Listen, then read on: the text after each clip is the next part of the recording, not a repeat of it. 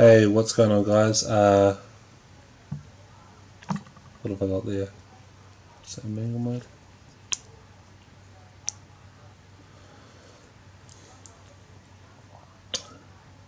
So just thought I'd do a video and show you how to change the ISO, the shutter speed and the aperture on the Canon 1100d, also known as the Rebel T3 I think in the US.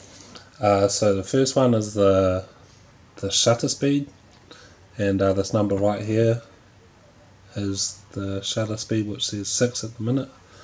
And what you do is this knob here, you just move that one, and oh, it's turned off.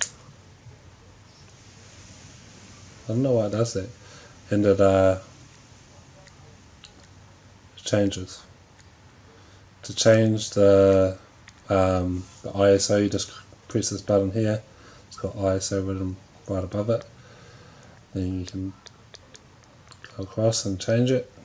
It's 3200. And then the aperture, you have to press this button here. You have to hold it down. The AV, it says AV button, and then you scroll this here across, and that changes the aperture. As you can see, it says like F and then a number,